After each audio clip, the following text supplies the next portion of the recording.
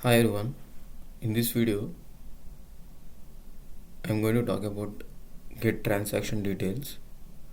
So in the past video we talked about pay sessions.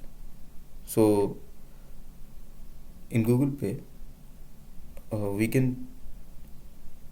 we use it primarily to transfer money to other person. So once you open the Google Pay, you will see the recommendations. In the recommendations you can select a number to which you want to do the transfer, or you can enter a new number.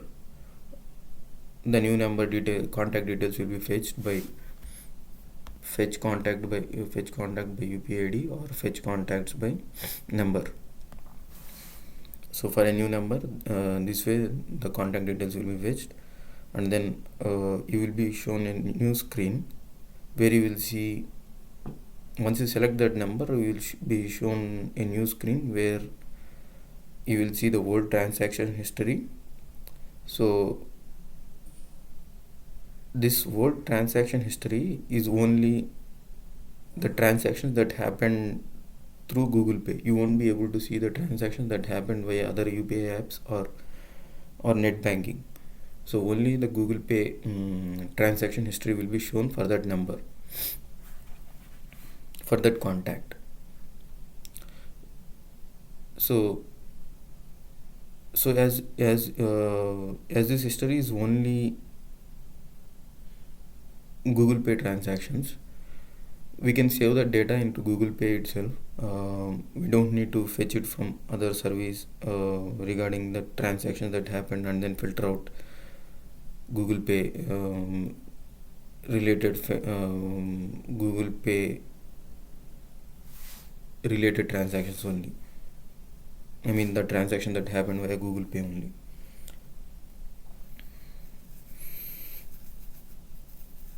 So for that, in the context, I have created a field called UPI ID to transaction map.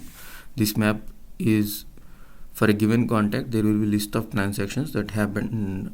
This map is it has a contact as key and then value as list of transaction.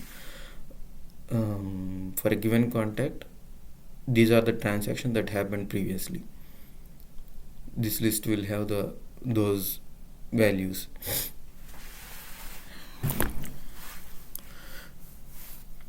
So for a given mobile number or for a given UPI ID, first we will verify in the get transaction details whether this number or the UPI ID exists. To verify that, we will call the from PSP service, we will call the fetch contact by UPI IDs or fetch contact by numbers, and then it will retrieve the contact details. If the retrieving is successful, then we'll query from then we will check in our map, like UPI ID to transaction map, whether this contact exists.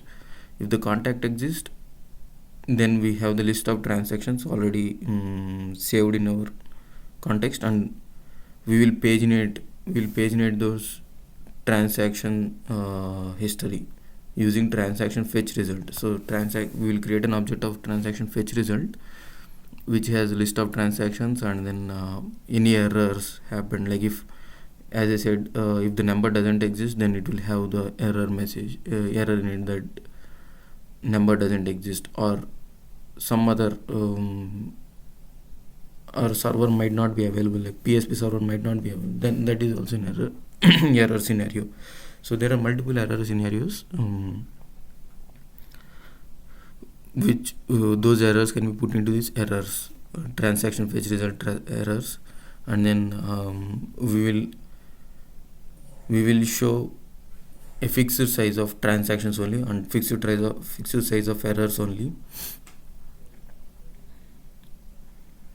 and that way we will paginate the transaction history. So in a transaction we will have transaction ID from UPI ID and then to UPI ID to which the transaction happened, and then from UPI ID from which account, from which UPI ID that money was sent, source PSP, destination PSP, and then sender bank verification verified name, receiver bank verified name, transferred amount, the amount that was transferred, is transaction successful, the transaction got successful or not. So these are the details that will be present in each transaction. Even if it is failed and the transaction is failed, we will still have that history and we will show that history.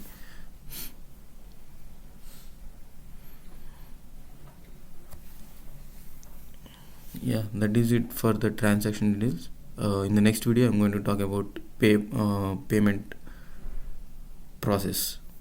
Thank you.